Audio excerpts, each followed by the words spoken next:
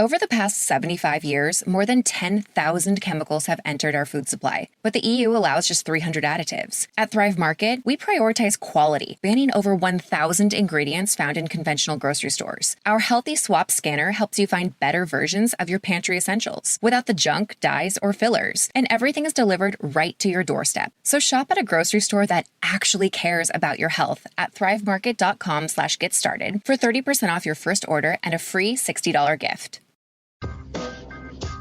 Most of my listeners, I think, are not just in my head. I think I have the metrics to prove it. You've taken a leap of faith today. What is that sound? And I apologize if you take offense. I'm a little offended myself. Welcome to our show. Welcome to the future. What it is. Joining you live from sunny California. It's a beautiful day today. I'm your host, Nathan Stoltman. And I bring you the news, the real news.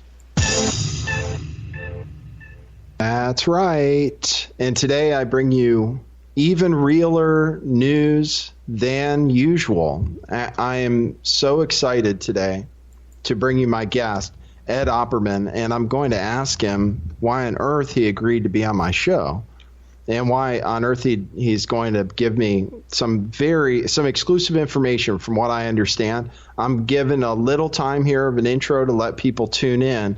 Hopefully people were planning to tune in because we've been hyping this up for a few episodes now. We looked into the McMartin preschool case, first of all, yesterday, which was a big case during the 80s, which involved satanic ritual abuse, allegedly, which at one point was more than 1,000 children implicated, or who came up forward as possible victims of this abuse. And eventually it became one of the most expensive trials in U.S. history. And the claims ended up being theoretically debunked, and that's the official story. Meanwhile, Ted Gunderson looked into that and said there were tunnels under the schools. Anyway, I'm telling you about McMartin.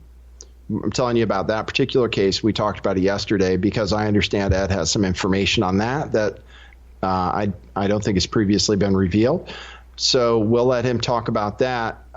Ed is a private investigator who operates his own website at OppermanReport.com. OppermanReport.com is his website. This is Ed here. Ed is going to be appearing by voice as he normally does. He has a YouTube channel, Ed Opperman. Here, let me pull that up for you. Right here, where you can find his podcasts as well. And he interviews, he has a kind of a smorgasbord of different shows and different people he interviews, but ends up in some cases in the same line of thinking I am.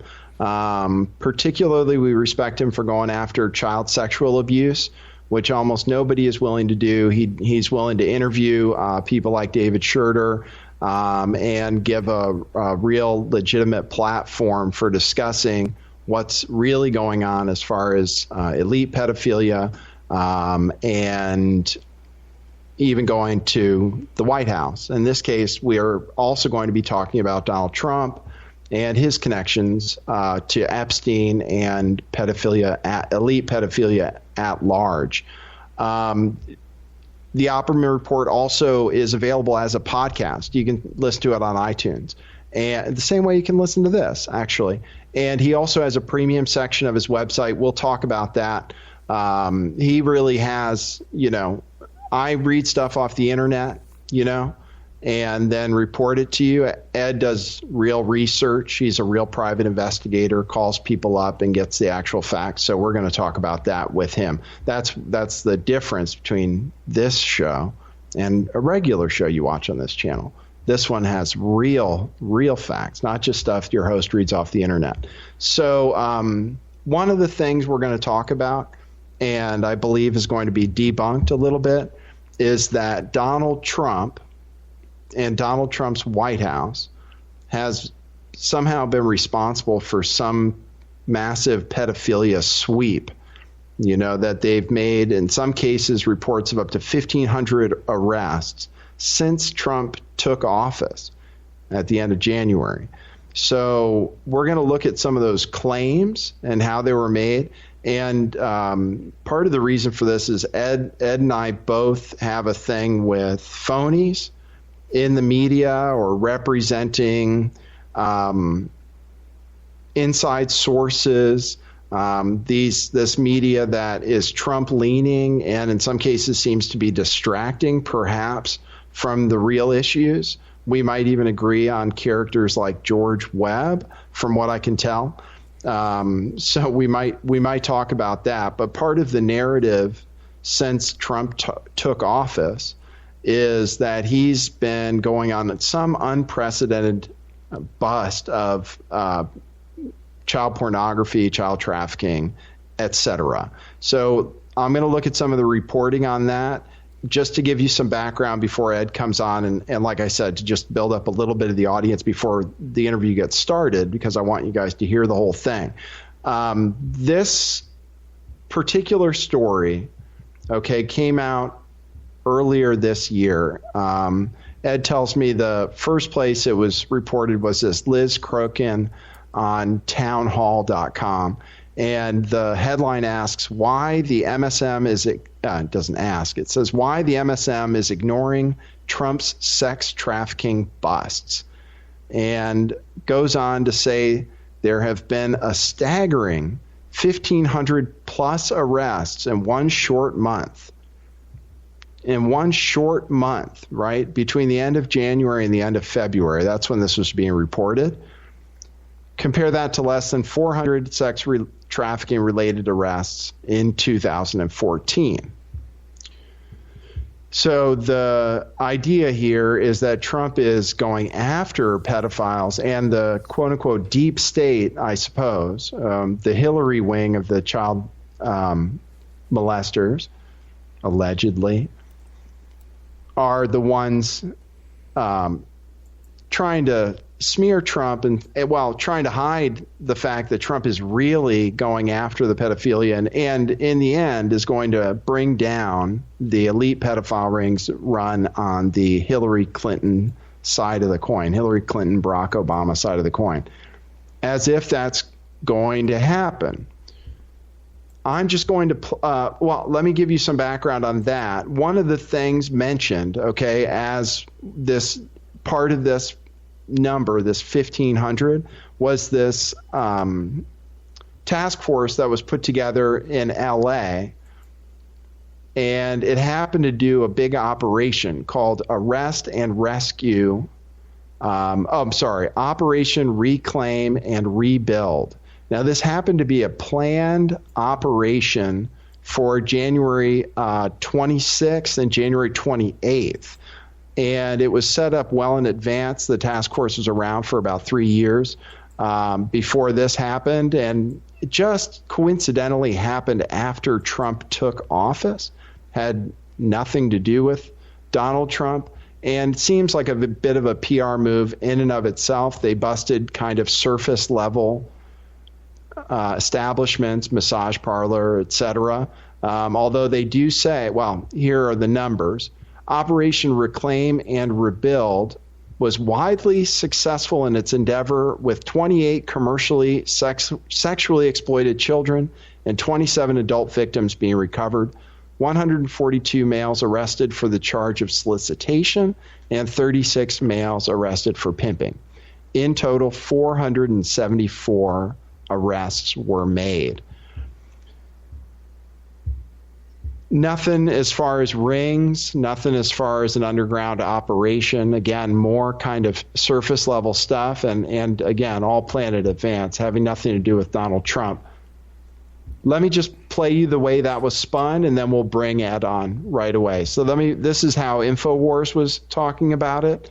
This is how InfoWars was talking about it just recently, it looks like. So again, here's Owen Schroyer, InfoWars. Of course, the big one that really kind of busted everything open was the story that was broke by KTLA5 in Los Angeles. Huge story. Still to this day, I've yet to see any mainstream television news cover it. 474 arrested, 28 sexually exploited children rescued. This is massive. And I know that this is old news, but this is still big. So there you go. Just a string of arrests when it comes to child pornography and pedophilia, folks. Disgusting. But these arrests are happening, and happening in quite a sweeping string of events, if you will, that you would think maybe you find a loose thread, maybe somebody sings, maybe you bring down something bigger. Again, 474 arrested, 28 sexually exploited children. That's just about as big as it gets, folks, but you'd be surprised. I think we're going to find more as these stories continue to break. But look at the fraud. So there you go. And then he's going to go into why the Democrats are the ones responsible, basically. Okay, did I give you enough of an introduction, everybody? I'm going to welcome on Ed Opperman. I'm going to welcome Ed to take himself off mute and introduce himself to everybody. Hey, Ed. Hey, Nathan. How are you? Thank you so much. I'm great. I'm really excited to have you here. Oh, you're great. Very, very good. Yeah, I recognize your intro. I've listened to your show before. You did? You have? Yeah.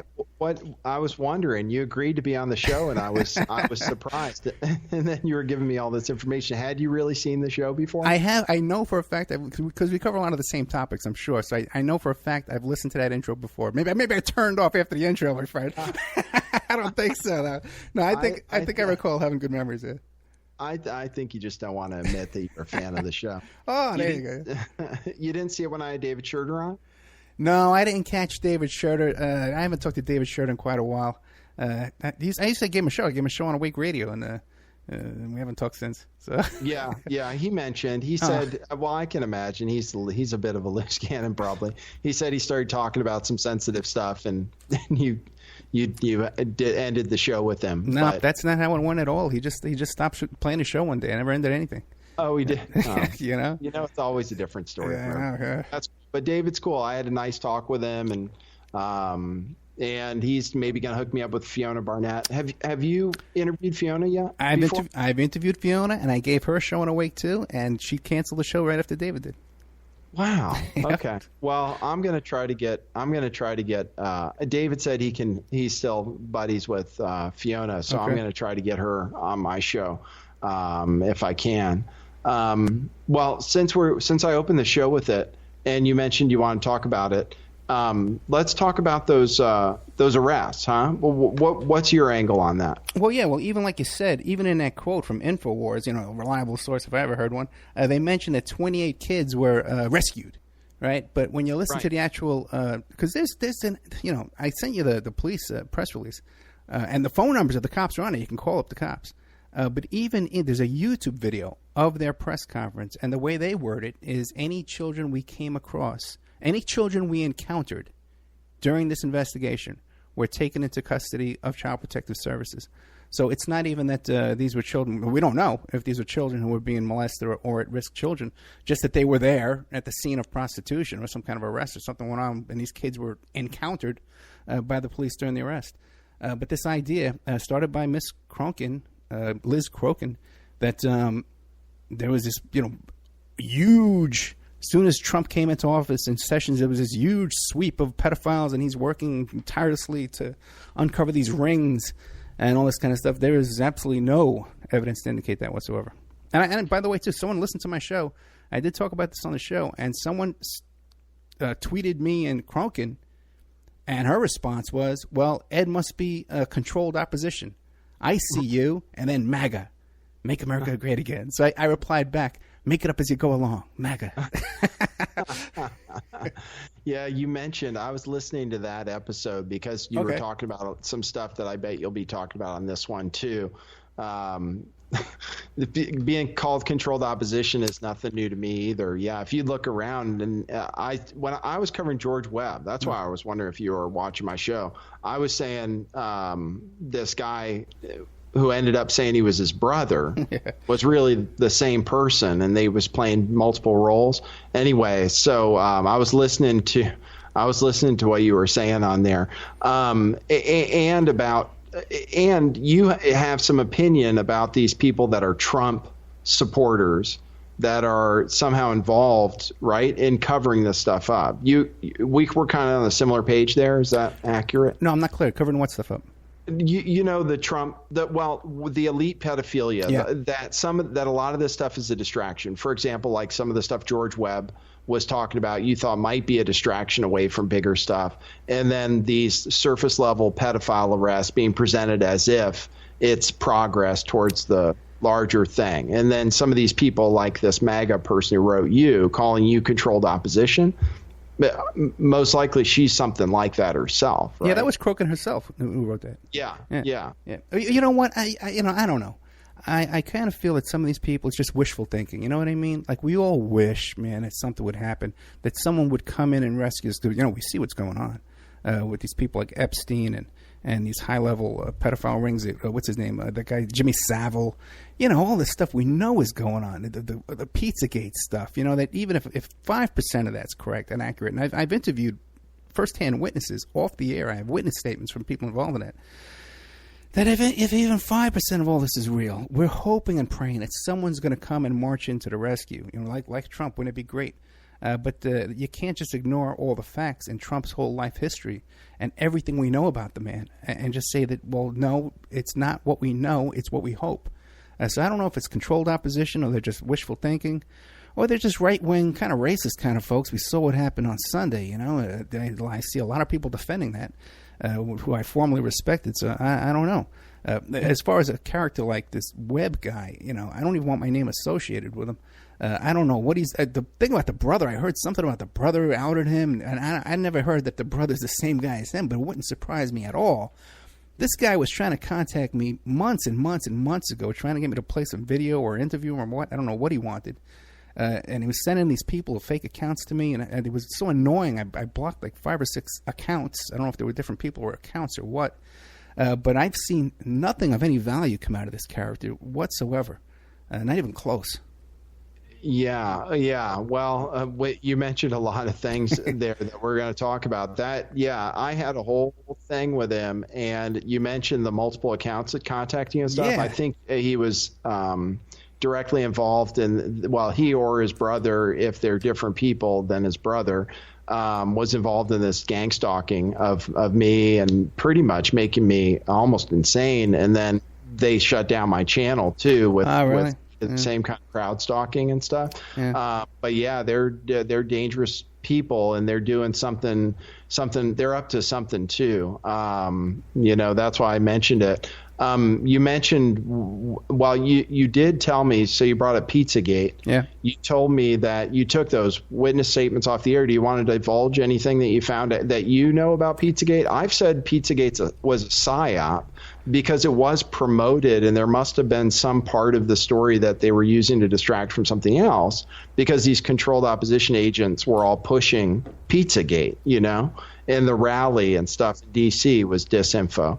What's real in Pizzagate, and what's your opinion on it? Well, I was the first, actually, besides YouTube, you know, I was the first actual radio show to cover Pizzagate, and this is way back in the Reddit days, you know, and they were all doing backflips when they heard that I was talking about it, you know, and there were a bunch of Trump supporters in there that were behind Pizzagate. I spoke to, and it's on the air, you can find the interview on the air with Ryan O'Neal, who was the gentleman who found the kill room. Are you familiar with that whole story?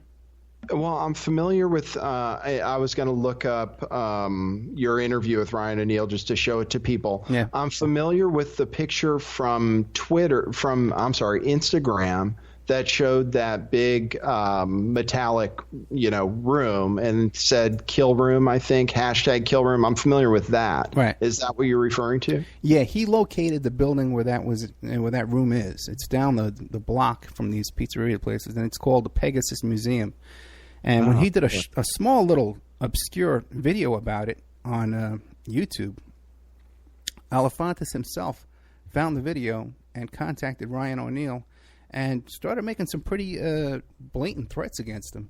And O'Neill was nervous enough. He did take the videos down. He has all the screenshots of their conversations. I've interviewed him extensively. He did go to an attorney, and he did an interview with the FBI there in Austin, Texas, about the situation. So you can't give a statement to the FBI and lie to them. He'd be in big trouble for that.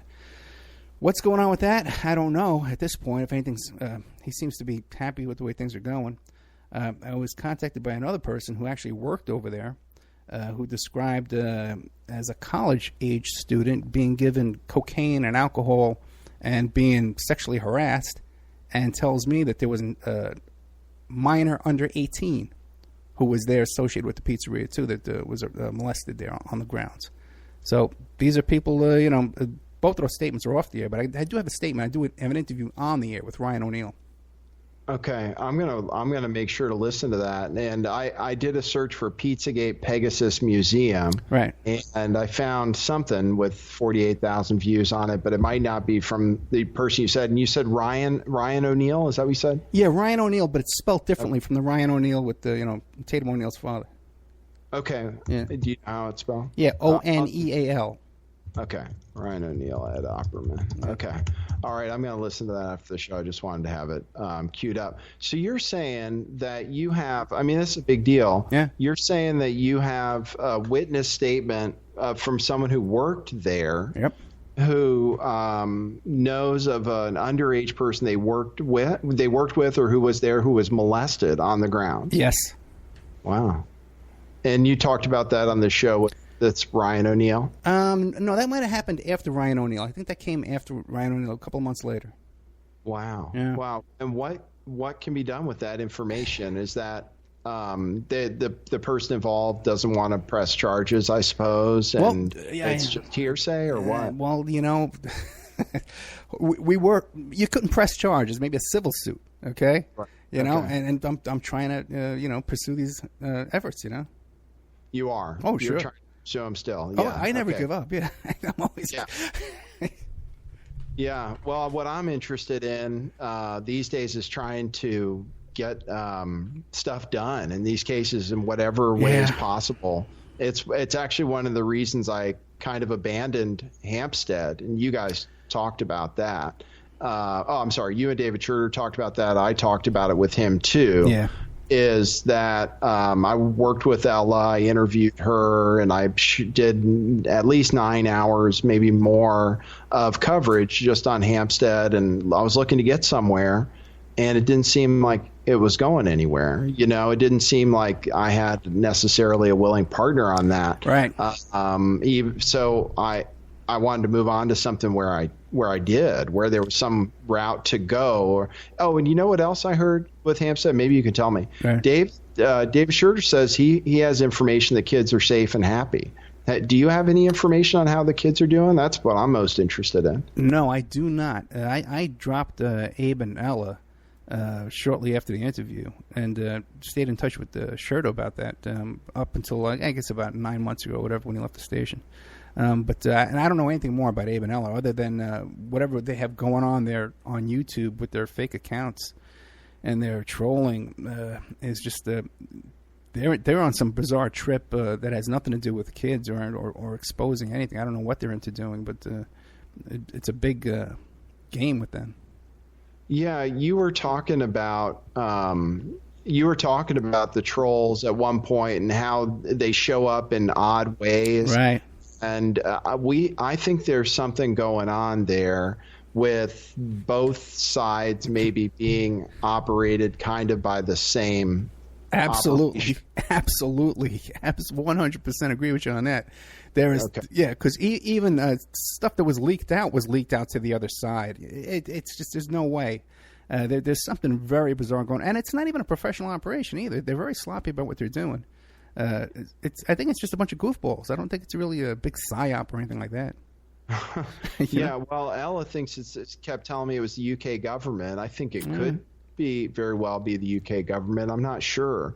I had human intelligence. I had somebody come pretend to be my girlfriend online, right, and then run psyops. I'm saying she was, had this terrible fall and that all this kind of supernatural stuff was happening to her. and she was like near death. Her house was possessed. She said her daughter's roommate in college was approached by somebody, but I think it was all to make me think that, because she encouraged me to cover Hampstead, right? And then did all this stuff to make me think she was under attack. I found out it wasn't true. So I'm not being just. And then she sent the cops to my house for a quote unquote wellness check. So there's real stuff involved with this Hampstead. Like, I think they wanted me to cover it and then to just destroy me so that anybody else who wanted to cover it wouldn't want to. I really feel like that's what they were trying to do. But anyway, that's what happened to me. That's interesting. That's interesting because it was such a chaotic situation with so many people coming at you. It would be easy to get drawn into it. Like I think Schroeder was. Schroeder got very drawn into that with those Hoaxstead page, arguing back and forth. And he kept sending me stuff from I don't care about that. The show's over. You know what I mean? Right. Got to move on.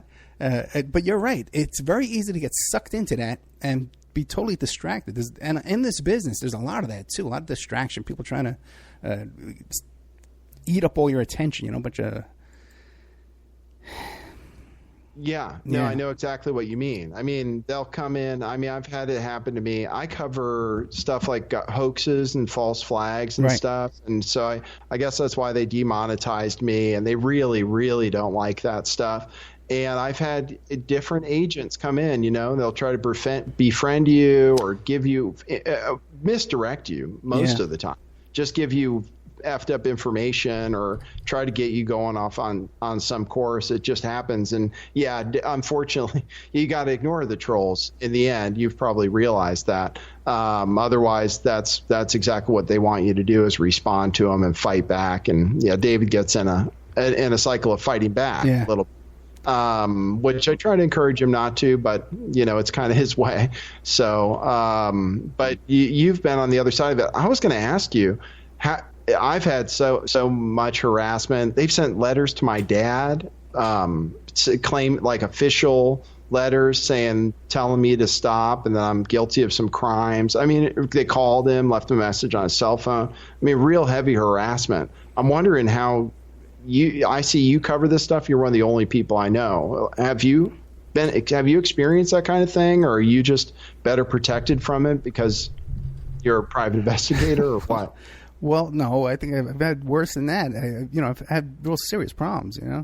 And the little stuff, like if someone's calling up and saying, "Hey, Opperman, we're going to kill you," that kind of stuff, I'm not worried about because, if you're really going to kill me, and that's not the way you're going to do it. But, I've worked real serious criminal defense cases. Back in New York when I was a young man, we worked on all the big mafia cases, the commission trial, the Pizza Connection trial. Well, not the Pizzagate, Pizza Connection. These big, giant mafia cases. So I know how witnesses get intimidated, how witnesses get threatened, how people professionally are threatened and intimidated. And I've had that happen to me. So, listen, I'll give you an example. Okay, I was just working on a case for my work for $85 an hour with this. It was a TRO violation where we violated this woman's probation, and we got her thrown in jail. They let her out of jail, and it was all my report that got her arrested, got her violated. I had to testify in the case. It was all me that got this woman put away, and they let her out before the hearing, and they let her travel to Las Vegas. So no one cares. The woman could have came and killed me. She's insane. You should see her mugshot. She's freaking insane. All the stuff she did to my clients. So I can get killed, by some crazy nut for $85 an hour.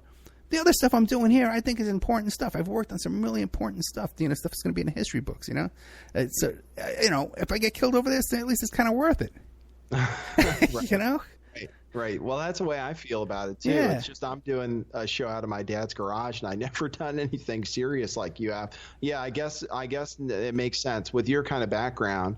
You've been through it, and this isn't such a big deal to you. It's just me. I came from selling cars and just wanted to change the world, right? And so I had to get used to what the backlash is for doing that, for really covering stuff that people don't want you talking about.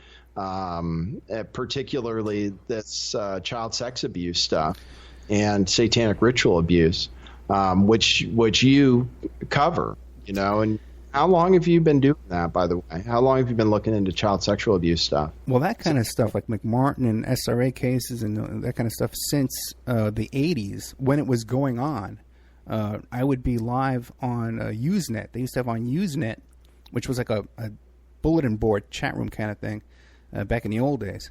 And they would have alt SRA, alt McMartin, alt OJ, and all this stuff. So I was in the thick of this way back in those days. So I've been following this forever. Wow. Yeah. And you've been reporting on it and talking about it that whole time? Only been reporting. Well, discussing things online and stuff like that and talking to people, I had met Ted Gunderson years and years and years ago. And then I'd met the mother of the McMartin case, like around 87, 90, around that time.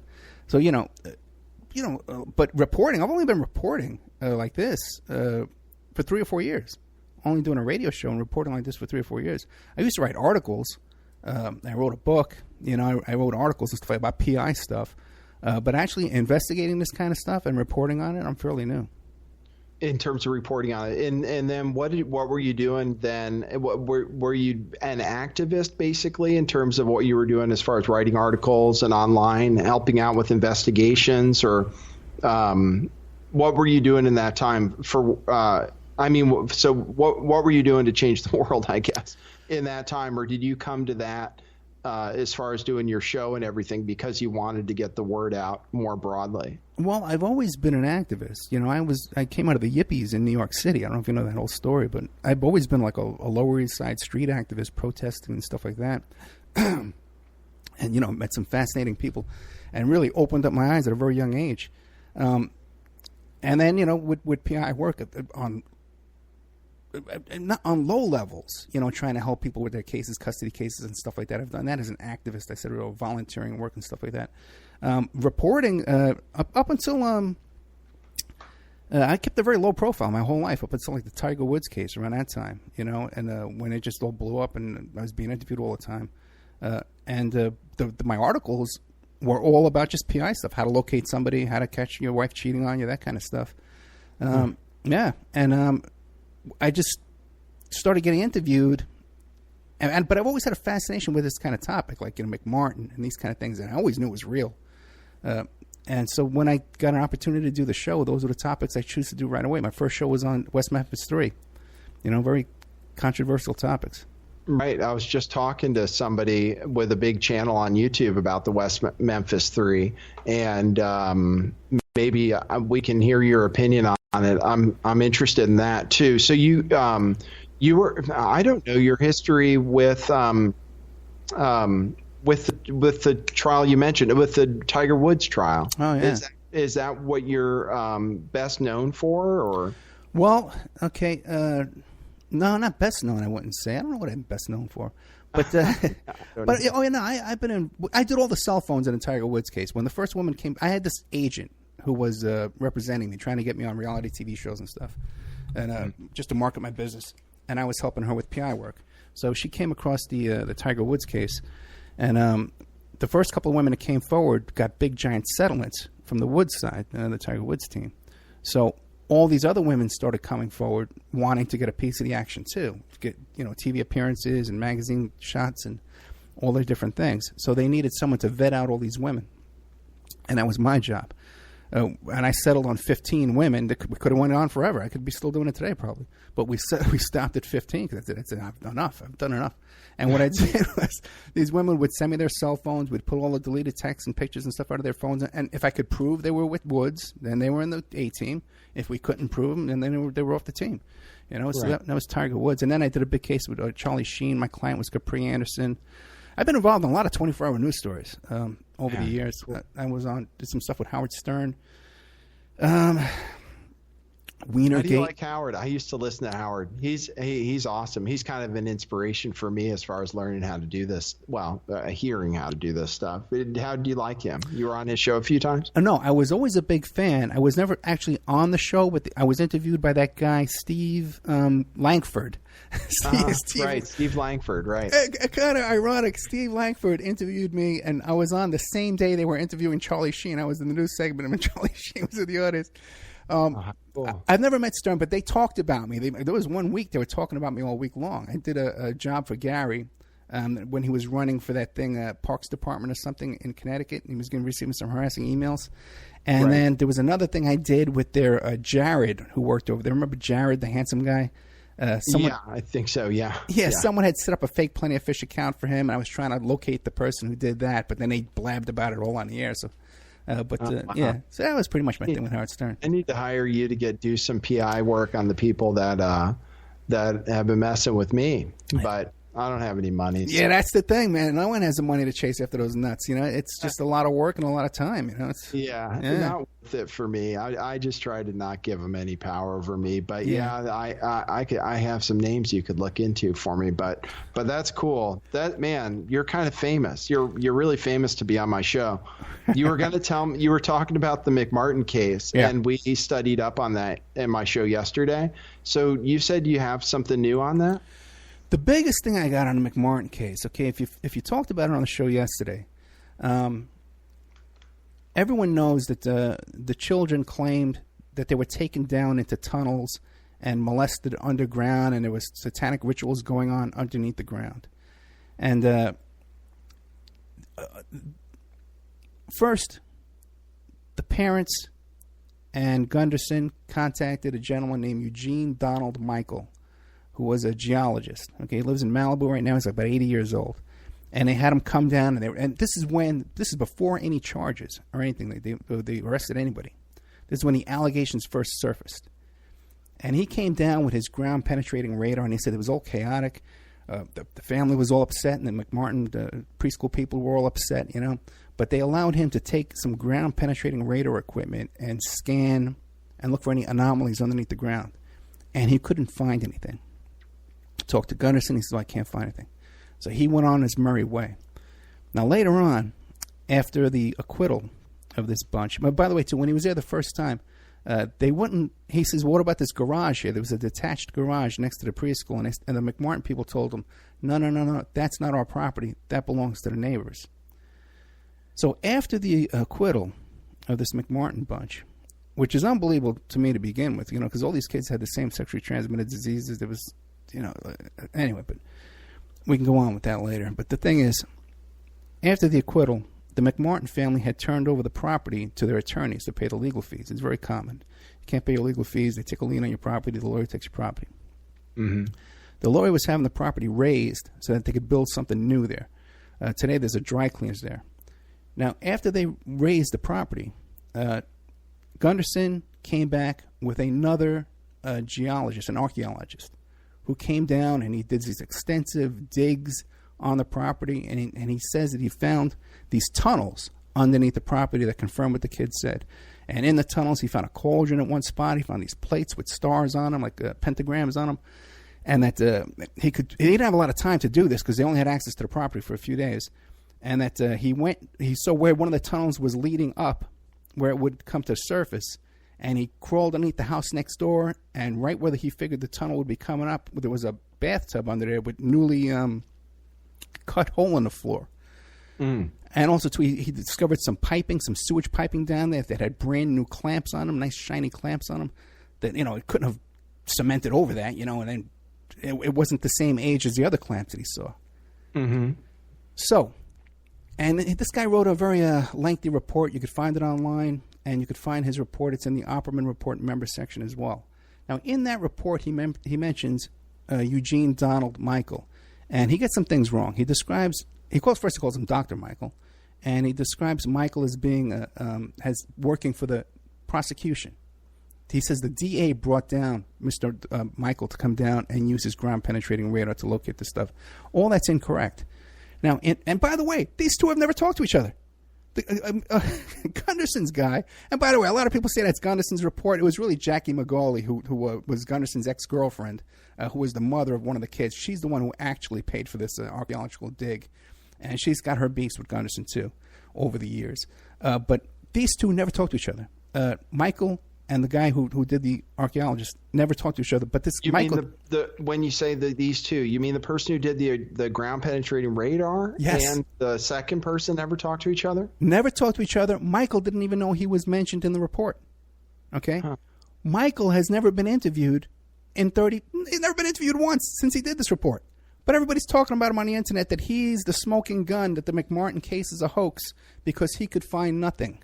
Okay? I locate the guy, and I'm talking to him. He sends me a lengthy letter. You could find the letter, again, at the member section.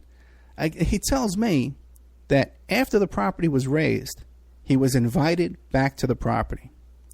Now, he didn't have a camera with him that day, but what he saw with his own eyes is underneath the garage, after the garage was raised, there was a hand-dug room, a basement room, size room, underneath the garage, and there was a hand-dug staircase. And this is like sand. This is by the beach, Manhattan Beach. So that's like, it has a name for it. They call them hard sand, whatever it's called, limestone or whatever. Anyway, and it was cut, hand-dug into the underneath the garage. So that's it. But we got the proof. And there's a way, too. I'm following up on this still. There's a way to get reports from, like, the building commission when they built this new property. They have all kind of reports, geological reports, grading reports on this in the public record. So I got to go get those, man, and then we'll have ultimate proof. But here's the guy. No one's talked to this guy in 40 years. They're quoting him all over the place like he's the proof that it's a hoax. And the guy's an eyewitness that there was a room underneath there. Wow, you found him and he wrote a letter to you that you have, huh? And it's on your website? Yeah. And there's an interview, too. I got a taped interview in like 45 minutes. Nice guy. Have you posted that interview? Yes, it's in the member section. It's in the member. It's all in your member section. Yeah. Okay. And how do you do that anyway? That's at the OppermanReport.com? Yeah. OppermanReport.com? Yeah, and you just members section. I see it. Okay. Yeah, or you can go to Special Archives and just download it for $2, or you can become a member for $6. You get all the shows. Oh, wow. $2. Okay, cool. Yeah, I started archiving my stuff on Patreon because they flag so much stuff here. You know, I don't want to get it flagged anymore, but same kind of thing. It's hard making a living doing this kind of thing. Well, you don't. You do real work for a living. Yeah, I work 24 hours a day. What do you do now with that information that you have? You have the interview with him. You have the letter from him.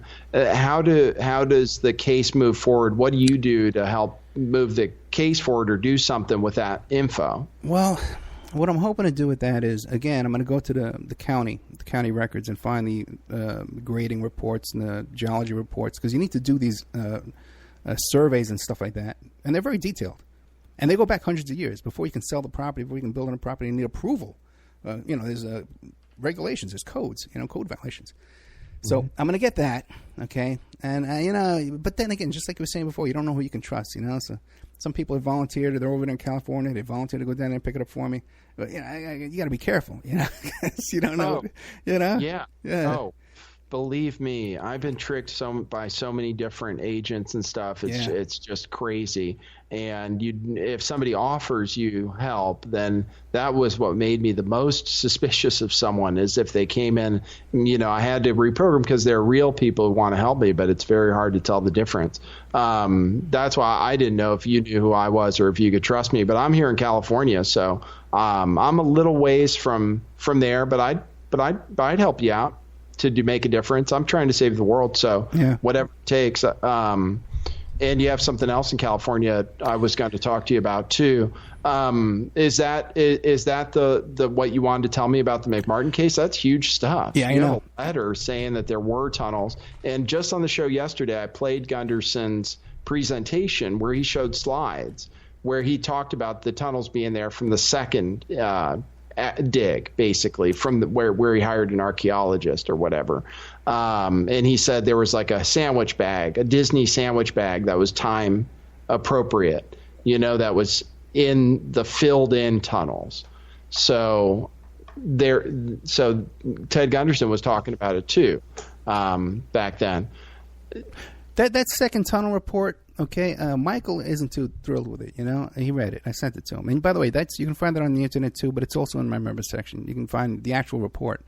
And he says, you know what, man, he says, unless you actually have pictures of it, he says, I'd be very suspicious of all that. I don't know. I trust Magali, okay, the woman, the mother. I believe her. Now, I had a conversation with. I can tell you all my stuff about Ted. Let me interrupt real quick, just so people understand, so that I understand. You mean the mother of the original child? Yeah, the mother of her kid was a victim. Who was called schizophrenic? And no, not her. No, that's a different woman. That's a different woman. Okay. And Magali knows her very well, and according to her, the woman was not schizophrenic and was not a terrible alcoholic. It was just a distraught parent, like they all were, you know? Right. Yeah. That's what I was thinking, too, is it was done to discredit her. Oh, saying yeah. she was schizophrenic. Yeah, I think everyone agrees with that. But I'll tell you some interesting things, because when I first contacted Magali, I was chatting on the internet, and she thought I was someone else. And she says, call me up, because she wanted to verify who I was. And we were just chatting, you know, and I says, oh, yeah, you know, I know Ted Gunderson. I says, you know, I've done work with him. And she says, oh, yeah, me and Ted, you know, we don't get along anymore. And because they were dating, they were living together. And she tells me, she says, you know, he talks on the phone, on his cell phone, to Aquino every day. And I says, well, what? Why does he do that? And she says, to make himself feel important.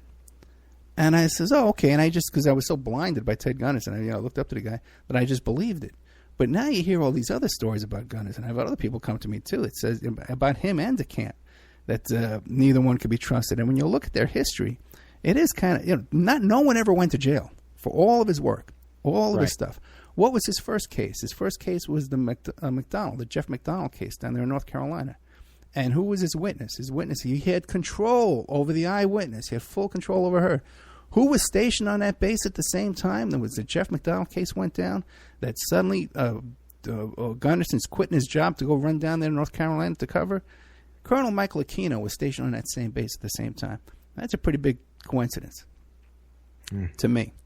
Yeah, you know? I first I heard somebody questioning it was when I had David Schroeder on my show. He was questioning Gunderson, and it's hard to believe he's like one of the heroes. And you were thinking the same of him at the time. It sounds like Man, it's so complicated. You can't trust anybody. I was even wondering if the psychiatrists that were getting the false memory, because they did interview the kids wrong, right? We agree on that. Right? That they did screw up the way they interviewed the kids? The CIS group, you know, that those therapists, they stand behind their work to this day. You know, I haven't seen the videos. I don't know if they interviewed the kids correctly or not, you know. But back to Gunderson in a second, too, because, I've talked to Schroeder about Gunderson. By the way, Schroeder says he has some CDs Gunderson sent him. He was supposed to give them to me. I never got them. I'd love to get those. I'd make up with him just to get a peek at those things, man. You know, but... a couple other things. When Gunderson was being sued by Art Bell, I contacted Gunderson, and I tried to negotiate a settlement with him, okay? Because I helped negotiate the settlement with David Oates and Art Bell. So I contacted Gunderson. I said, hey, man, how's it going? You know, I said, what about this lawsuit? You know, I just helped him settle with, Oates. You want me to help you? And he said, no, I'm not worried about that because, you know, my insurance company's handling it, right?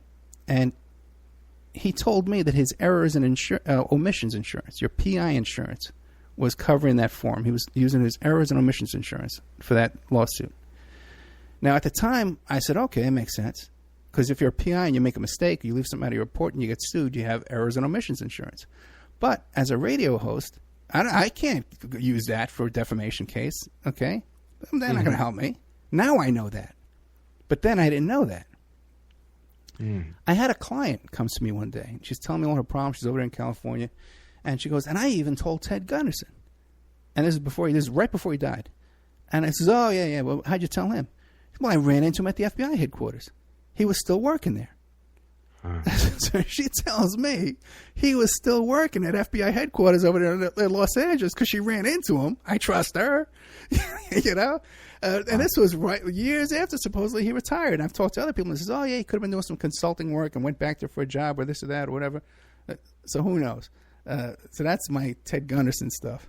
Man, you know, it just shows you how screwed up everything is now, upside down it is. Now, my opinion from seeing kind of the coverage and looking at the text they had, the transcripts of the interviews with the kids, they were leading. And maybe that's how they got so many kids tied up in it. And maybe it helped in discrediting the real stories, which it sounds like there really were with doctors' reports. You said with venereal diseases basically being the same among the kids. Similar, I mean, sort of like the Presidio stuff with Aquino. I mean, there was so much stuff there, including sexually transmitted diseases and stuff, and nothing happened there. As far as not being able to trust anybody, like, what do we do? What do we do to really? What I want to do is interview more survivors, and there are a lot of these commissions now trying to go after child sexual abuse stuff, and a lot of the survivors are withdrawing, saying that they don't trust the people leading the investigations, and so forth. And then there aren't really there aren't many people in media to trust either, for these people to talk to. Anyway, what do you see as a way forward on this stuff? You're looking at it from actually finding the dirt, the real info, and then moving forward with a case. Like, what would you do? I just want to know, technically, what would you do with the information that you found that this guy says there were tunnels there? What would you be able to do to reopen the case? That's a good question. Pretty much nothing. And the only thing we can do with that is go to the public opinion, and hold a press conference down there at the press club in D.C., something like that, and hope that we could turn the story around. But, here you had like Oliver Stone, he does that movie with James Woods with this fictionalized version of the lawsuit, and the poor McMartins were badly treated. And CBS News was in on it too, because 60 Minutes had that interview inside the home of those people with the false memory syndrome, group. So it's an uphill battle, listen, I'm hoping that I have my stuff documented, if I can get a witness statement, an affidavit or something like that, get a video deposition, that stuff is great, and it'll be documented for history. It'll be there available for people to find later on, to continue the work. This the most I can hope for. Just keep compiling the evidence until every now and then you can get a lawsuit or something like that. I had one I was kind of hoping would be working out, but it seems to be falling apart. I don't know, but a couple of things back to, again, with Ted Gunnison. Remember, this guy was COINTELPRO. This was the real COINTELPRO. He was COINTELPRO in Los Angeles, going after these Black Panthers, having them set up and arrested and busted and killing each other. That's what he was, wow. For real. And again, too, you talk about Presidio there in California with Aquino. You know who gave the whitewash report on that? Rudy Giuliani. Yeah. Trump's buddy. Right. Well, let's get into Trump then. Yeah. Since you brought it up. Yeah. So I have a feeling he's dirty in this stuff, and he's got the links to Epstein. You want to start with the links to Epstein? Well, his links to Epstein are undeniable, and his links to Dershowitz and Giuliani, who was the whitewash for Presidio. But another one he's connected to that a lot of people don't talk about is John Casablancas. That's really what Trump got into, all his modeling stuff. Ever read Cuttlefish? Right, John Casablancas, elite modeling, right? Right. And a well-known guy, a pervert-type guy. He's got this picture of him in Studio 54 with these young little 13-year-old models, and he's serving them cookie and milk from champagne glasses on a silver tray. A perverted photo op, What's his name again? Give me the last name. I'm going to pull up a photo of him. Casablancas. Okay. Elite modeling, yeah. And even he was Trump's best friend. He's the one that took Trump around to Studio 54 and got him involved in all that kind of stuff. Studio 54, by the way, too, is up to their neck in the whole Son of Sam stuff. We can get into that too if you want.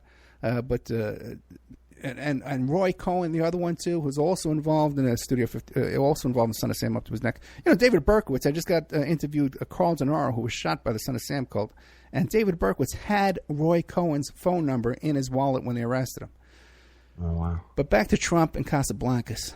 All right, I'm showing Casablancas now. Man, I could do like 3 hours with you with all the stuff you got. Yeah, I'm showing Casablancas now. Some of his girls. I'll try to see if there's here he is too. Big modeling agency. Elite was huge. Huge, and now it's like a con game. They lure these poor kids in, charge them $500 to do their modeling portfolio. But at one time, but he had scandals. He had scandals because his reputation around these young girls, and where did President Mr. Trump, where did he send his beautiful daughter Ivanka to go become a model? With John Casablancas. That's who he turned his daughter over to, knowing this guy's reputation. Where Trump himself is on, you could hear him on Howard Stern saying, I'd go to Studio 54 and they'd have these models. Models, you'd know their name, you see them on TV, and they're on a bench getting screwed by 7 guys. That's what the President of the United States says. So Trump himself, to model himself after Casablancas, opens up his own modeling agency, Trump Model Management, right? And according to Trump, he makes $3 million a year from Trump Model Management. He got sued because he had this little Haitian girl who, and by the way, it said on his website there, I don't think it's still on there anymore, that you could be young as 12 years old and get a job at Trump modeling agency. He got sued by this little Haitian girl. She was brought into this country on an HB1 visa by Trump modeling agency, claiming that she was going to make $80,000 a year. When she gets here, she's put into a studio apartment with bunk beds with like 5 other girls. Okay, she's in there. And what they do is, and I know the modeling business. I'm here in Vegas. I know a lot of models. I know a lot of modeling agents and photographers. I know makeup artists. I know this is big business here in Vegas with all conventions and stuff. Mm-hmm. So it's not uncommon, okay, to you got a gig and you deduct hair and makeup, transportation. You deduct all this stuff from the money. This girl made like $11,000 in 3 years, living here like a prisoner. Mm-hmm. Half of these models don't speak English. Turns out that of all the HB1 visas Mr. Trump has used in all his career and all his different businesses, his golf courses and his hotels and all stuff like that, the majority of them were importing little girls from foreign countries and Trump modeling agency. Wow. Now, where else do we see this HB1 visa business and modeling agencies? Jean-Luc Brunel, who's the buddy of Mr. Jeffrey Epstein. They even have a couple of lawsuits with each other back and forth because Brunel says his reputation's been damaged by his association with Epstein. How's that for a laugh? When Epstein is, because Epstein was convicted, okay? He's a convicted child molester, paying underage prostitutes, according to the final conviction that they got. Jean-Luc Brunel, who was a notorious modeling scout, okay, that's how he's titled, but he's been involved in all kinds of scandals, too, for roofies and date rape drugs and GHB and all this kind of stuff with this character. Mr. Brunel goes to visit Mr. Epstein more times than there were visiting sessions. He was in there for, I think it was 13 months, and he visited more times than there were visiting. So he visited at one time at least twice in one day, one available visiting day. Visiting him in prison? Is that what you're saying? In his private wing, because Jeffrey Epstein stayed in a private wing in the jail. There were no other prisoners next to him. He had donated $100,000 to that sheriff's department. When they incarcerated him, and it was only weekends and nights. During the day, he could hop on his jet and fly down to the Virgin Islands if he wanted to. He could fly to New Mexico, his big ranch he has out there. All the stuff he could do on his own private jet, do whatever he wanted. And he spent there Sundays, and Sunday was visiting day, and that's when Mr. Brunel would come and visit every single Sunday, and one Sunday twice. And he was Trump's modeling scout, this guy. No, he was Epstein. No, he was his own modeling scout, but he was the one. He had the same pattern. The reason why Brunel was a heavyweight in this business is he had the HB1 visa scam where he could get these girls and import these girls from foreign countries, Czech Republic, and all these kind of places he's getting them from.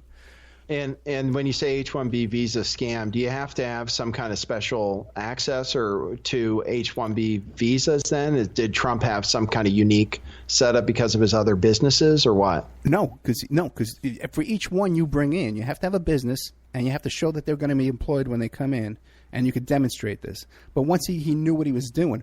Trump's, by the way, his immigration attorney is the same guy who was John Lennon's immigration attorney. So a little fact there for you. Who, by the way, now is pissed off at Trump because when he saw this Trump's Muslim ban, he flipped out on Trump and turned against him. So maybe something will come out there. So now people say, okay, but Ed, what solid connections are there between Trump and Epstein? Everyone knows the famous quote from Vicky Ward where Trump says, "I've known Jeffrey Epstein for 15 years, a great guy.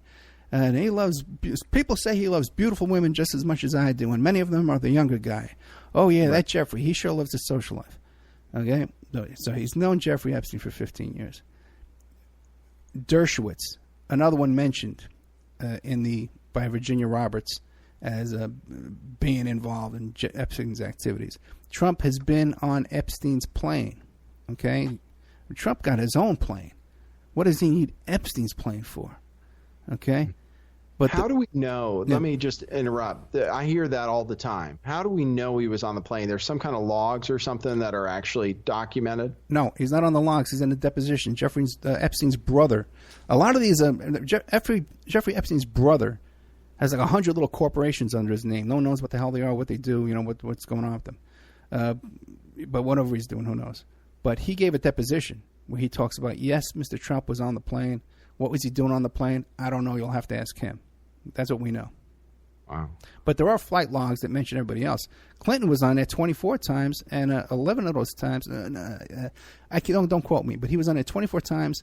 Yeah, I think it was 11. 11 of those times he ditched his Secret Service detail. And I talked to Gary Byrne, the Secret Service agent, who wrote the book about the Clintons. And he says, oh, yeah, you can't just ditch your Secret Service detail. You got to fill out a form. You got to sign a waiver.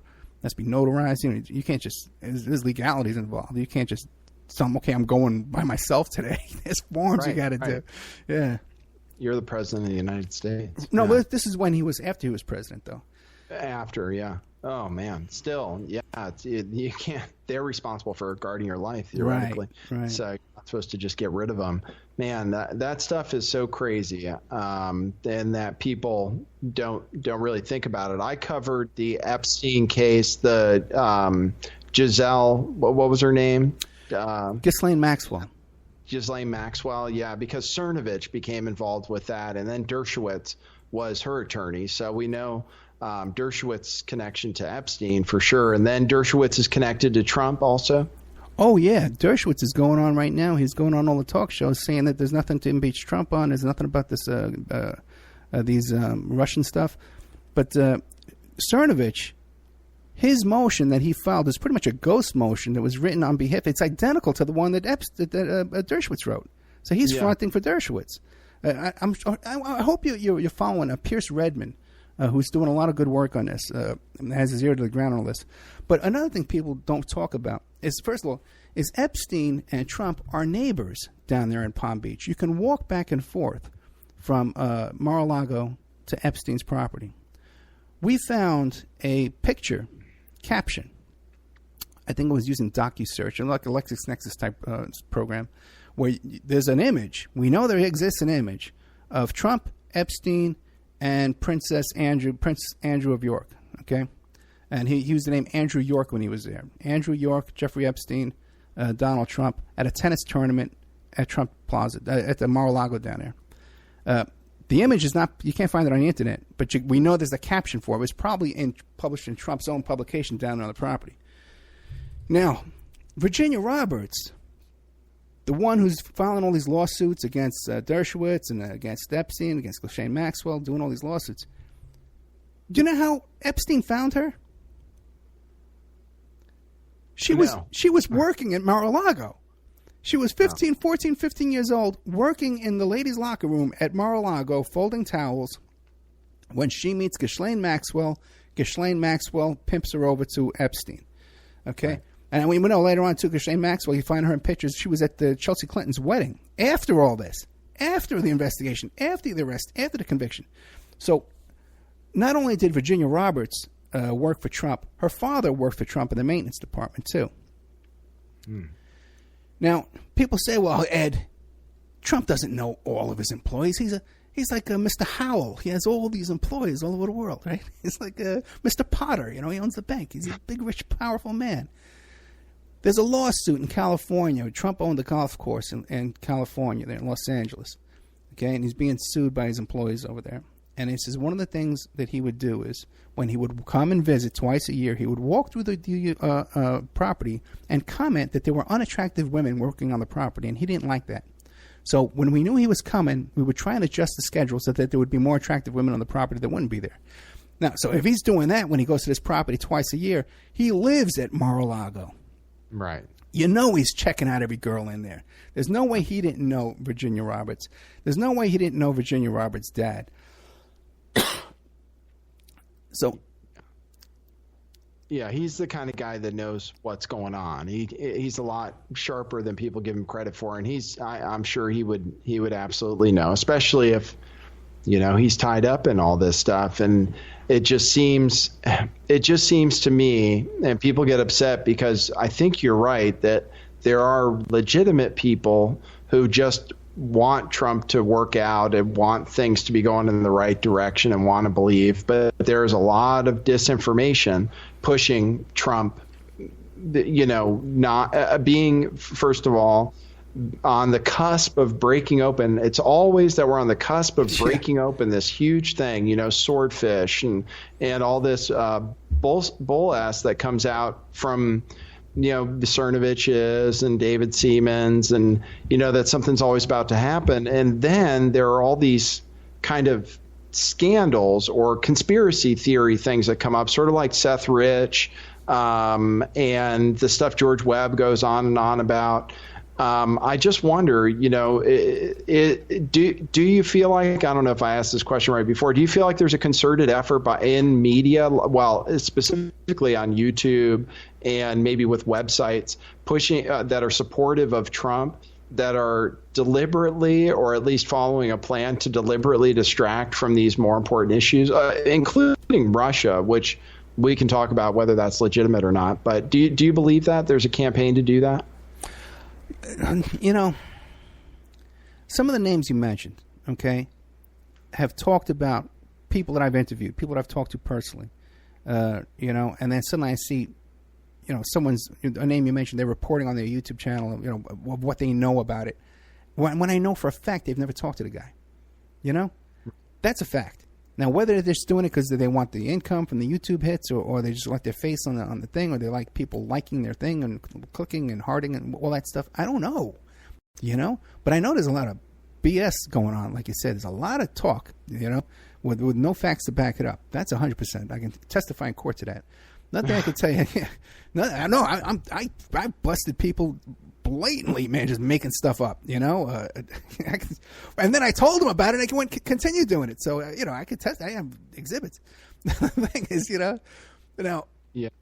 The other thing was I forgot what I was going to say. Radio stations.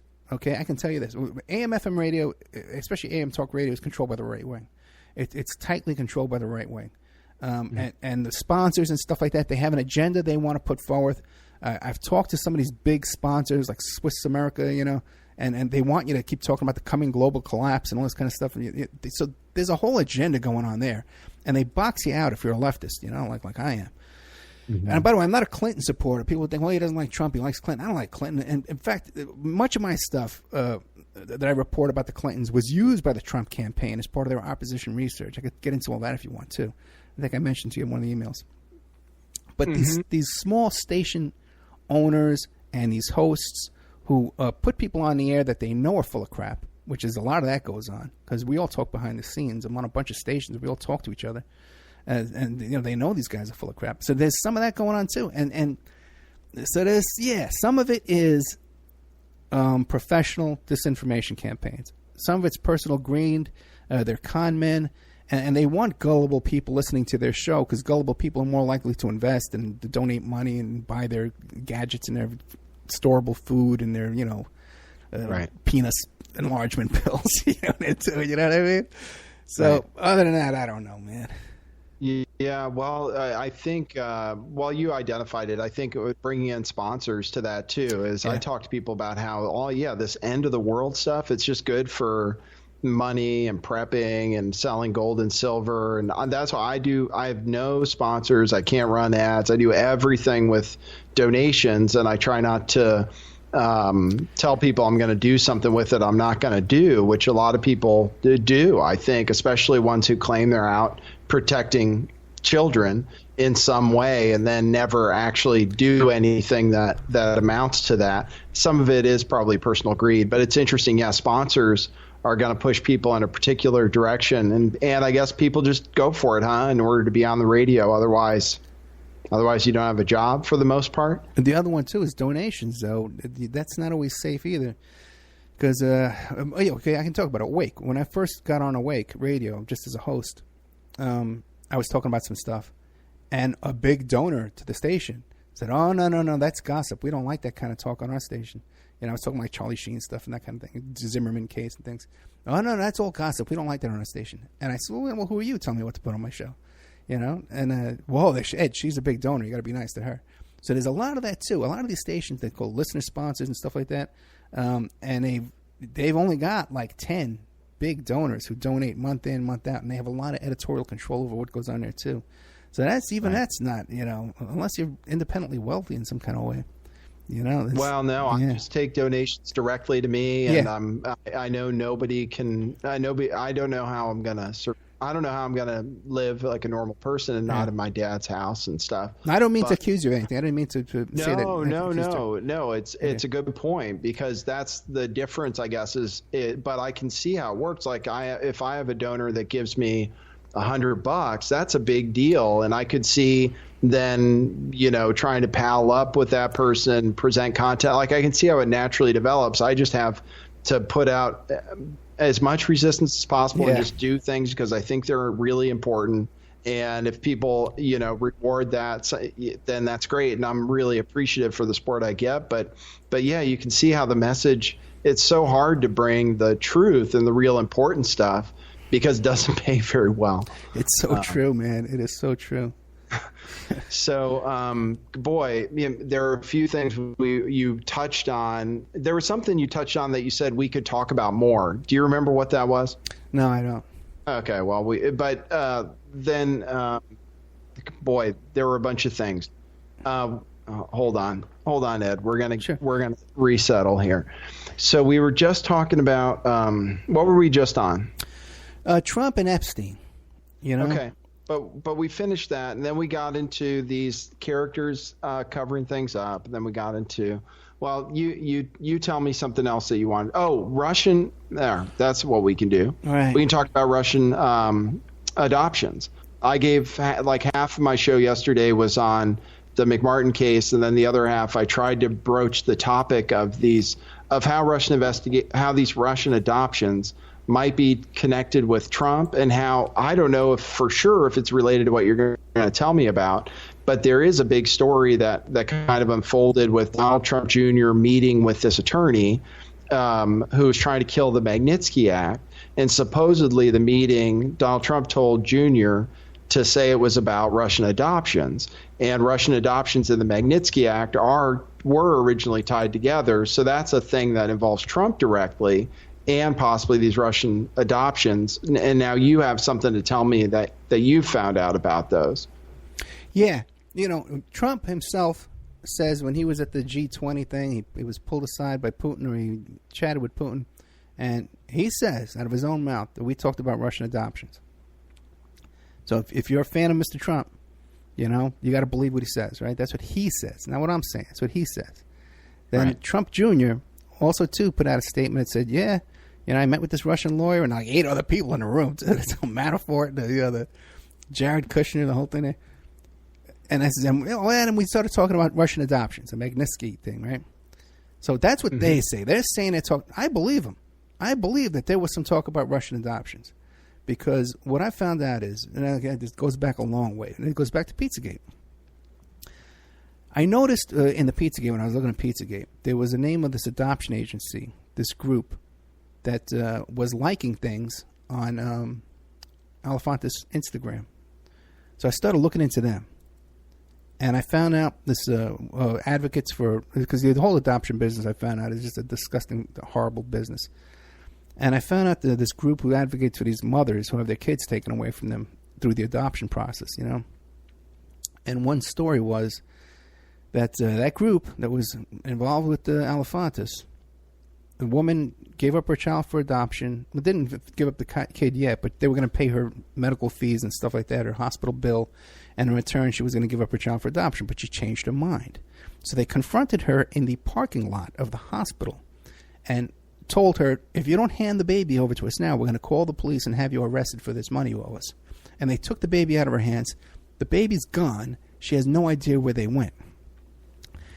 After this story started hitting the papers and stuff like that, the adoption agency went out of business and started up with the same officers in a different adoption agency. But that one now is also out of business. So I became friendly with these people, these women, these advocates for people caught up in this adoption system. And I found out that it's a pretty shady business, and a lot of them are, even though the adoption may take place in Texas or Florida or Nevada, they're done out of these corporations in places like Utah, where the laws are favorable to these adoption agencies, quote unquote. They're supposed to be vetting people out. And there's another issue too, where once the kids are put up for adoption, no one checks on what happens to the kid after they're into the adoption, been adopted out. And if they're private adoptions through just an attorney's office, there's even less vetting that goes on. So I started looking into this. No, what happened was then I started, because I had all these contacts now in the adoption business, I started doing adoption investigations and reuniting people, locating adoptive parents and adoptive daughters. So now when I heard about this thing about Russian adoptions, I said, well, wait a second. With all I know about this doesn't sound too good. I don't like the sound of this at all. And I started finding out that, first of all, there's only 10 countries in the whole world that have any kind of vetting out of these overseas adoptions. There's places you can go to, especially in Asia, where kids all day long are being snatched up off the beach and off the street and sold to orphanages and then put up for adoption for $10,000 a piece to parents in the United States, and there's no paperwork whatsoever. Okay? Wow. There's 10 countries that have a system of paperwork and regulations and things you have to go through. And one of them is Russia. And one of the reasons, now everyone tries to say that Russia stopped this overseas adoption things because of the Magnitsky Act, and possibly that's true, but another reason is because a child who was adopted from Russia to the United States, a lot of these kids who come, especially from Russia and Eastern Europe, they're damaged kids. They've been abused as infants. They don't have that kind of bonding with an adult, so they've got problems when they come. Mm-hmm. The parents can't deal with their problems. In one case, they took a child that they had adopted from Russia. They put him back on a plane to Russia with a note in an envelope. And it says, go, hey, get on the plane, go off there, and then show them the note when you get off the plane. And that's when Russia really says, hey, we're not having these adoptions in the United States anymore. There's the Wild West over there. Right. So what happens is, what I've uncovered, which to me is more horrific than anything I've seen in Pizzagate so far, because it's the total Wild West. And what happens is when these parents here in the United States get these kids from overseas adoptions, they decide that they can't care for them. The kids have too many issues, too many problems, and they talk about it openly. They discuss it openly online. My child is sexually aggressive. My child has an alcohol problem. She's hurting the other kids. He's hurting the other kids in the household. So they have these secondary groups to rehome these kids. Now, in that situation, there's absolutely no oversight whatsoever. And the only, you talk about before how a lot of these victims of SRA abuse and stuff like that will go into Congress for congressional hearings and trying to get some kind of hope from that. There is none. The only hearings there were in this instance were to make it, was to make it easier for these parents to give up the kids and send them back to Russia. Not to any kind of oversight of anybody protecting these kids. Now, they advertise these kids, and there's dozens of websites that I found doing this. I don't want to give up too much information because there's a lot of perverted people out there on YouTube. I'm sure you deal with them yourself. And you see some of the stuff that's going on YouTube especially. Mm-hmm. So I don't want to let people know where they can snatch up some of these kids. Right. Okay? Right. Or even looking at the pictures and stuff because it's traumatizing. But the thing is where these parents are advertising their kids, they want to rehome these kids and they want to get rid of them as quickly as possible. And they got a picture of the kid. This is my little 9-year-old daughter. She's sexually aggressive. She's using alcohol and pot. Little blonde hair, blue eyes. So they're advertising these kids to the highest bidder. Just take this kid and get rid of him. There's no adoption, paperwork, guardianship, nothing. They do a power of attorney saying I'm giving guardianship to this other family. And then all you get for that is, you can take the kid to a doctor, you can enroll them in school and stuff like that. But there's no new adoption process and no one watching over these kids whatsoever.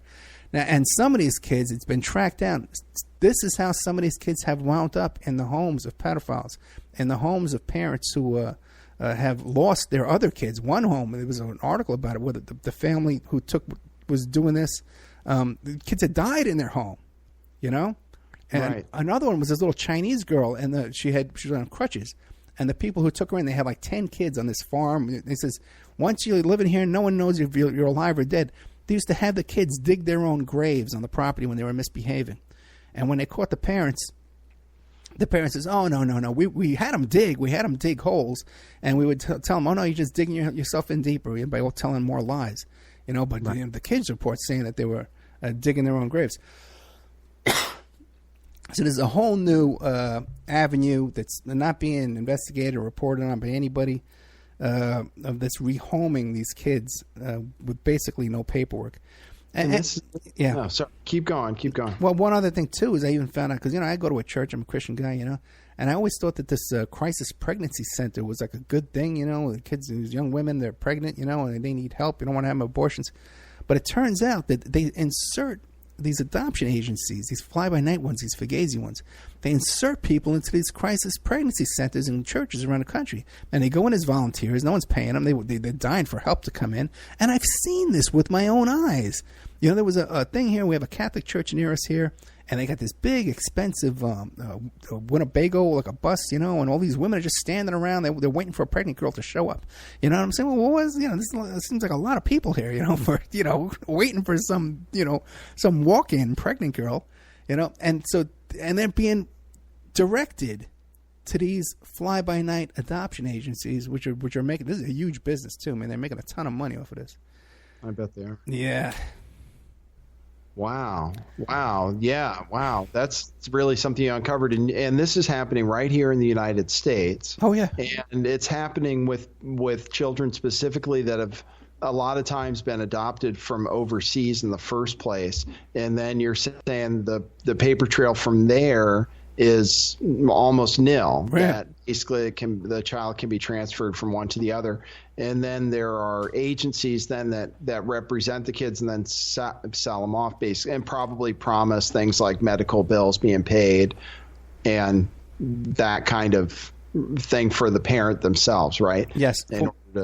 From what I'm saying, adoption should be your last option. Even if it's going to be a struggle, keep the baby yourself. Rather than get involved in these adoption agencies, unless the family member's going to adopt the baby.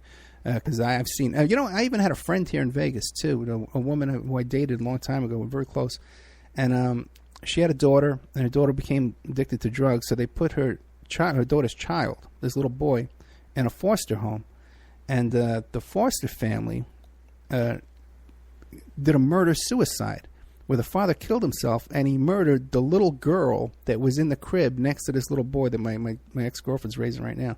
And the whole thing's all covered up. No one talks about it. It was in the news, but nothing about what we really know went on.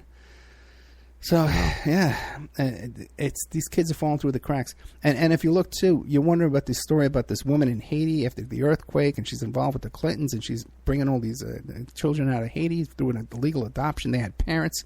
It all fits into this system. So it doesn't surprise me at all that Trump, that's what they were talking about, because they want that flow of kids opened back up. Right. That's exactly what I was thinking. Yeah. And that's, because the Magnitsky Act, that story about the kid being flown home with a letter was one of the reasons that the adoption ban was supposedly signed. But they talk about it as if it was about it was a response to the Magnitsky Act, and he was theoretically meeting an attorney about the Magnitsky Act, and he said he was meeting about adoptions. And I just don't doubt, especially with his modeling agency background. And it's interesting. Haiti comes up over and over and over again. There's that agency that helped with Haitian children, supposedly right on the same block with Comet Ping Pong, right? Oh, really? Yeah, I didn't know that. There is. There's I forget what it was called, but it was a agency for helping Haitian kids. And it was right across the street from Comet Ping Pong near some of the other stuff. But Haiti comes up over and over and again. And you just got to think that all these people are connected to Clinton and Trump, and that, Trump has no interest in going after the Clintons in any way, I don't think. I mean, I think you can look at it almost like they're in all this together. Yeah. Also, I uncovered some stuff recently, too. I kind of put it on the back burner, but I found out that when how the Clintons are totally stealing from Haiti, or any money donated to Haiti has to go to the International Human Rights Commission or Human Relief Commission through Haiti, IHRC, Hillary Rodham Clinton, HRC. Okay, and they're on they run that thing. Okay, and it's the initials are after her, and all the money has to go through them. So everybody knows about where'd all that money go? And they were supposed to be building these little houses down there, right? Well, the guy who had the company who was building these little tiny houses, who was some character, I forget what country, he was like from Venezuela or something like that. He had a little computer company in Venezuela, and he totally scammed that company, and he stole all the money from that. And somehow he gets in charge of this little house building company that's going to be building these little houses to rescue these Haitian earthquake victims. And also then he's raising all this money. Who's on his board? Jeb Bush, Wesley Clark, and who showed up at one of their big fundraising things before he was president? Barack Obama. Okay, total, and this guy's in prison, but all these other ones on the board are all walking around scot-free, getting elected president, running for president, doing whatever they want. And then again, ties back to Epstein, because Jeb Bush was governor of California during the Epstein trial when the federal prosecutor down there, Acosta, I forget his first name, but his last name's Acosta. He's the one that gave that sweetheart deal to Epstein and chose not to prosecute him federally, and they dropped the case down to the state, and that's how he got 13 months. After this thing all blows over, Trump gives him, he's the head of, I think, Department of Labor or something like that in the Trump administration right now. So Trump isn't trying to bust anybody. Yeah, I don't think so either. I think that's what we're learning for sure. But I don't know how long I have you for, but I think I wanted to ask you about, you had, and I was interested, I think I contacted you about it specifically maybe when I asked you if you'd be on the show. You were looking into an SRA investigation that you were going to break something open and fundraising for it and stuff, and you had something to I know you couldn't talk too much about the details, but what's the status of that? If you could say anything. That's a good question. You know, like I just told you before the air, you know, I just got into a big fight with one of the people involved in it. There's a, you know, it seems that so many of these situations, like even my big case with Sarah Palin and stuff like that, it's the personalities involved with the people, and you know, and so it's real. You know, I'm not doubting the accuracy of what I'm being told. And there's a name involved in this that's a household name that if I mention it to everybody knows it. And there's even, if everything could just be done correctly, because it involves someone who's on TV all the time, that we could have a lawsuit against them and get huge publicity on this thing as well. So it's one of those things where the case could be put together right. I'm not saying I'm a genius and it takes me to do it or whatever, but just we have to cooperate with each other and just not get off on these tangents and distractions and stuff. So it's something I'm going to continue working on. But do I see a lot of hope in anything coming out of it? Honestly, I know. You know, like so many other things, man. You know, I could tell you some stuff. There's a lot of stuff I work on that I can't talk about. But you know, there's been some big stuff that was so close. It could have been done right. Yeah. Well, it is just hard. Wasn't. It is hard because I know people, too, who could probably tell me some real stories if they were willing to talk about it or do anything about it. And people change their minds all the time. And, you know, and then there are personality things, too, that can crop up. I know all about that. I have personality conflicts all the time with people. So I get it. Well, I was excited to maybe get something done there, but you never know. If you need any help in California, though, I'm willing to help you out. I think you can trust me. Okay, we'll definitely talk about that. Yeah. What do you think? You think you can trust me now after you've been on the show? Well, I just met you. You know, you seem like a legit guy. David, I kind of trust David Schroeder's instincts, to be honest with you. You know, as far as that kind of thing goes, I think he's a sincere guy. But you know, the guy's he's you know, and you know, he could be annoying too as hell, man. Like he's sending you messages every 5 minutes. You know, like. But I love him, you know. But just I'm kind of happier the way things are now. But I love him, and I trust his judgment on things like this for sure. I'd sent a lot of people over to him to, you know, even though I think he's being slandered right now all over the place, people making kind of crazy accusations. But I think he's a legit guy. Okay, cool. Well, but as long as you think I might be legit. But anyway, sure. I am willing to help you out with anything you need help with in California. I'm trying to change the world as much as I can. So I think we're going in the right direction. I'm going to start trying to reach out to, I'm going to do what I can, since I'm not a private investigator, just reaching out to people and trying to shed light on this stuff. And you just covered a bunch of stuff that people didn't know, and that's going to make a real difference out there. So, because the right people are watching. Did you have anything else that we didn't cover before I let you go? Well, I would just to encourage you, I'd just tell you, don't be shy, man. You can call up the press office of these police departments, like the numbers on the press release I gave you. You can call them up. They're not going to start vetting you out and say, well, how many listeners you got? Oh, how many, they don't do all that. Sometimes, down the road. But you can pretty much call people up, and talk to them. They'll talk to you. And don't be shy about it whatsoever. And email people and ask them questions. I was doing that way before I had a radio show, or my whole life I've always done that, just to contact people and say, hey, I want to talk to you. And you have a way of talking to people. You can do that. I've been working on it. Well, yeah. I reached out to you, didn't I? Sure. That was good. That was a good step. I'm so excited you came on the show. No, thank you very much. I think I took you for enough time, but man, my audience was really glad to have you here. I'm probably going to take calls from people who are going to say that it was great. So thanks a lot. I hope, if I have any questions, you don't mind me bugging you once in a while. You're a great guest and you're a good guy. Thank you very much. I appreciate it. Thank you. All right. Cheers, Ed. Good night.